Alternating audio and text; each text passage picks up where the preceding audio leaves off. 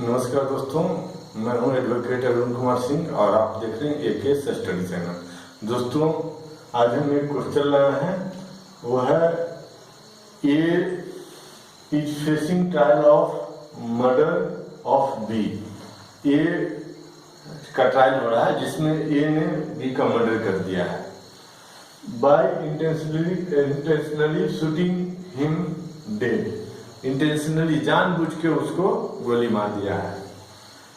Is the fact relevant that A on the earlier instances shot at B. तो क्या यह fact कि पहले भी ए ने बी पर गोली चलाया है रिलेवेंट होगा या रिलेवेंट नहीं होगा, सुसंगत होगा या सुसंगत नहीं होगा? तो मीन्स पहले भी अटेम्प्ट टू मर्डर किया गया है ए द्वारा बी का, और सेकंड टाइम में तो बी का मर्डर कर दिया गया तो कोर्ट में केस आया, और पहले अटेम्प्ट किया गया था तो कोर्ट में केस जाए तब भी और न गया है तब भी उसको प्रूव किया जा सकता है और वो रिलेवेंट होगा। यहाँ पूछा रिलेवेंट होगा कि नहीं, तो यस रिलेवेंट होगा। तो यह कहाँ लिखा हुआ है? तो यह section 14 of Indian Evidence act 1872 में लिखा हुआ है।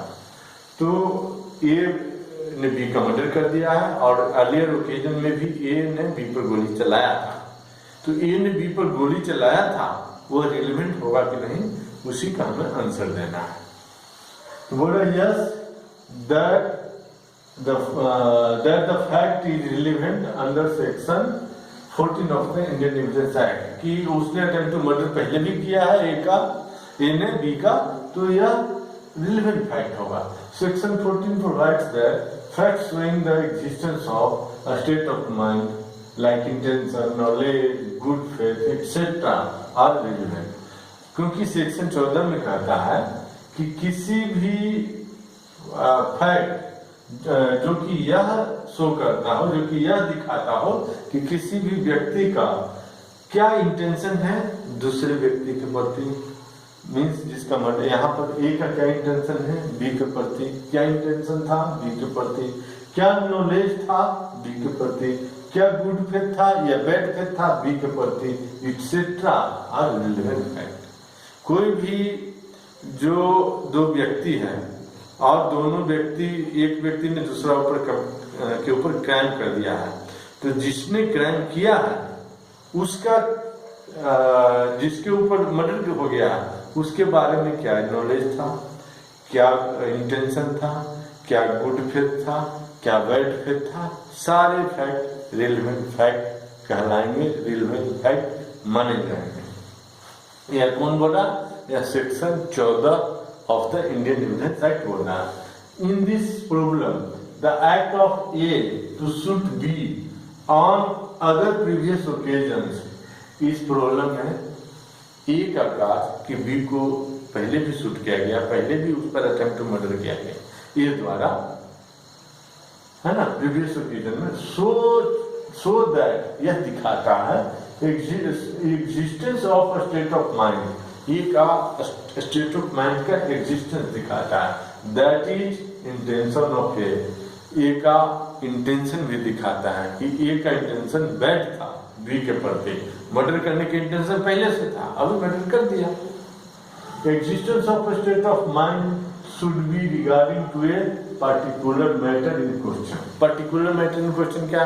ए ने बी का मर्डर कर दिया है और पहले भी मर्डर किया है, तो क्या वह रिलेवेंट फैक्ट होगा? जो पहले मर्डर करने का कोशिश किया है, मर्डर नहीं किया, गोली चलाया लेकिन बच गया, तो क्या रिलेवेंट फैक्ट होगा? तो हाँ, पार्टिकुलर मैटर है ना दोनों के बीच का, तो उसी मैटर के बीच में स्टेट ऑफ माइंड जो है ए का है, ए और बी के बीच के मैटर में ही ए का स्टेट ऑफ माइंड क्या है बी के प्रति, कि पहले भी मारने की कोशिश किया, ये पार्टिकुलर मैटर में है, तो यह रिलेवेंट होगा।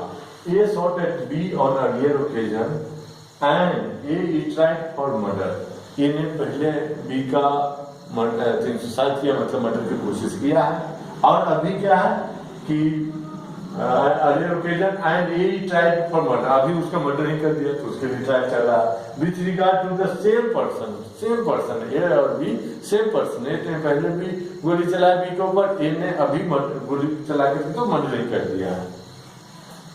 पार्टिकुलरली एंड नॉट जनरली, यह पार्टिकुलर केस है, ए या बी ने कहीं मैटर है, और नॉट जनरली। जैसे कोई अपराधी है और उसने उसका मर्डर कर दिया, मान लो जेड का मर्डर कर दिया, एक्स का मर्डर किया, वाई का मर्डर किया, लेकिन अभी ए का मर्डर किया, तो ए का मर्डर में क्या प्रीवियस ओकेजन पे उसने एक्स वाई जेड का मर्डर किया, वो रिलेवेंट होगा?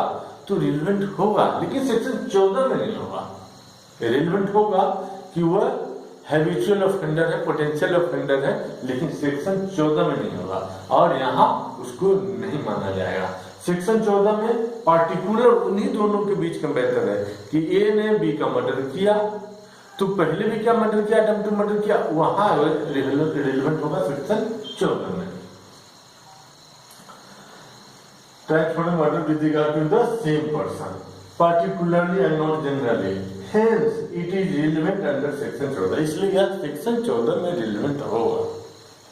The problem is based on the illustration O and I of the section 14, इसलिए दोस्तों कहते हैं कि आप IPC पढ़ रहे हो, CRPC पढ़ रहे हो, पार्टिकुलरली एविडेंस एक्ट, CRPC में तो उतना नहीं होता, लेकिन एविडेंस एक्ट में और IPC में बहुत सारा इलस्ट्रेशन रहता है, एग्जाम्पल रहता है, उदाहरण दिया हुआ रहता है छोटे छोटे, उसको आप जरूर ध्यान से पढ़ें, क्योंकि वही क्वेश्चन डायरेक्ट आपको पुटअप कर दिया जाता है जुडिशियल मजिस्ट्रेट के एग्जाम में, पब्लिक प्रोसिक्यूटर के एग्जाम में, स्पेशल पब्लिक प्रोसिक्यूटर के एग्जाम में, एडिशनल डिस्ट्रिक्ट जज के एग्जाम में, और LLB के एग्जाम में, LLM के एग्जाम में।